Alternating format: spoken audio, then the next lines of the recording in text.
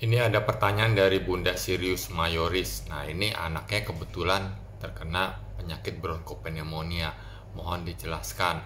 Nah, ini bronkopneumonia ini adalah radang pada jaringan paru.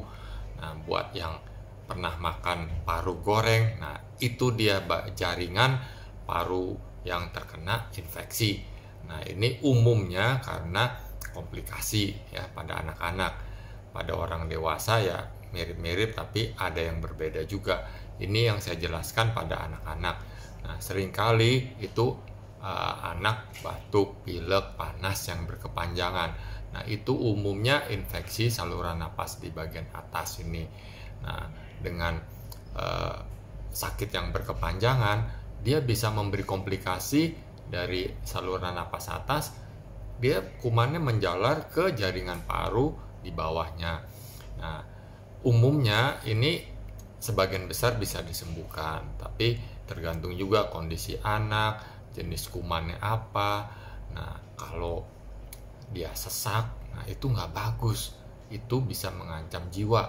Nah, umumnya itu dirawat. Kalau ringan, bisa aja kita rawat jalan, tapi kalau anaknya bermasalah, sesak, nggak mau makan, nggak mau minum, itu baiknya dirawat.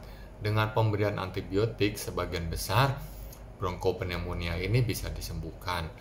Nah, dengan adanya imunisasi, ya misalnya PCV, nah itu udah banyak tuh yang gratis di puskesmas.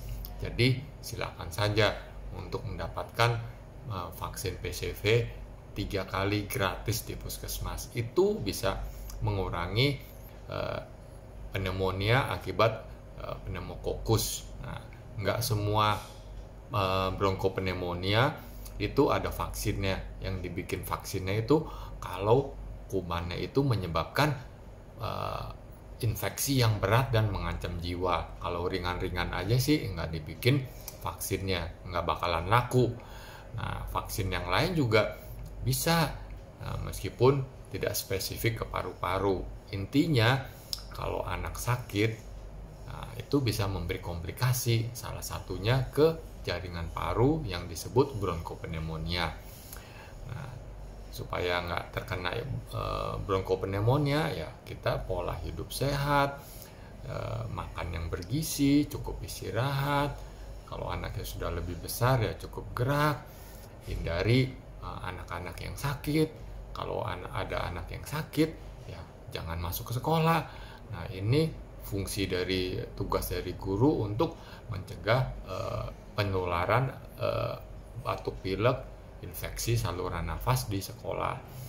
Nah, dengan lengkapi juga imunisasi agar anak dapat terhindar dari penyakit-penyakit yang dapat dihindari melalui imunisasi. Semoga dapat menjawab